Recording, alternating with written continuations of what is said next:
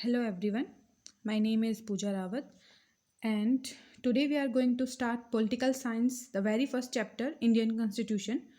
Before we start understanding what is constitution, let us understand why there is a need to study constitution, why we require a need to frame a constitution. Now, if we talk about any game, if we talk about football, if I will play football with hands, will it okay? It won't be because the rules of the game explain that if you catch the ball by hand, it would be considered as a foul. Similarly, if you are going to school, you have to be there in school uniform. And if you are writing the exam, you have to answer only those questions that have been asked in the question paper.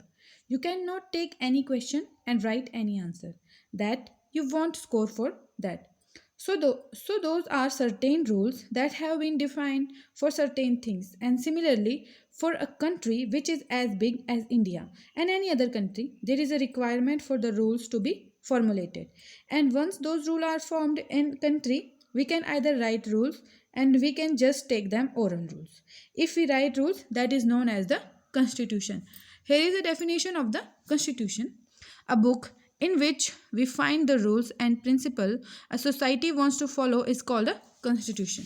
The key feature of the Indian constitution are: number 1, federalism; number 2, a parliamentary form of government; number 3, fundamental right for all. After independence, it was unanimously felt that India should be a democratic state where everyone has equal opportunity. To achieve this, there was a need for a constitution which would ensure a perfect democracy. A group of around 300 people became member of the Constituent Assembly in 1946 and met periodically for 3 years to write the Indian Constitution. The first version of India's constitution was finalized and signed off by 1950, and it had a lot of unique features. One of them is federalism.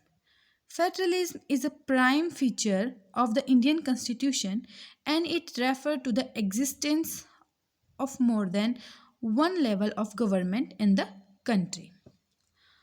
So you can see that in India there are governments at the state and the center, and the Panchayati Raj is the third tier of the government. So here government is divided in three tiers. While each state while each state in India enjoys autonomy in exercising power or certain issues, they are all bound to follow the laws of the central government in matter of national concern. Our next topic is parliamentary form of government. It is the other feature of Indian constitution which provides that the government tier of the that the different tier of government shall constitute of the representatives elected by the people. It also guarantees universal adult suffrage right to vote for all citizens. Separation of power. The Constitution of India recommends three organs of the states. Number 1, the legislature; number 2, the executive; and number 3, the judiciary. The legislature refer to our elected representatives, whereas the executive refers to a small group of people who are responsible for implementing law and running the government.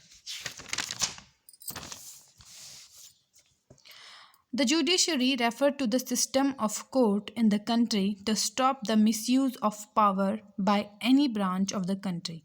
It also ensured the balance of the power between all the three organs of the government. And other things, fundamental right. This is a very important feature of our constitution, fundamental right. The feature of fundamental rights is the conscience of the Indian constitution. These rights protect citizens against the arbitrary and absolute exercise of power by the government as well as against other individuals.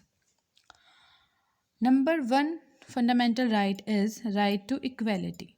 This means that all persons shall be equally protected by the law of the country, and the state cannot discriminate against anyone in matter of employment. Next is right to freedom. This includes the right to freedom of speech and expression, the right to form association and right to move freely and reside in any part of the country and the right to practice any profession, occupation and business. Next is right against exploitation. The constitution prohibits trafficking, forced labor and children under 14 years of age working. Right to freedom of religion. Every Indian has the right to practice, profess and propagate the religion of his or her choice.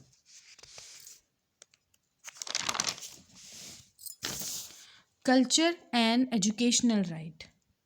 The Constitution states that all minorities, religious or legistic, can set up educational institutions in order to preserve and develop their own culture. Right to constitutional remedies. This allows citizens to move the court if they believe that any of their fundamental rights have been violated by the state. Directive principle of state. The Indian Constitution includes directive principle of state policy which ensure greater social and economic reform and guide Indians in making special law and policies that reduce the poverty of Indians. And the very most important feature of our constitution is secularism.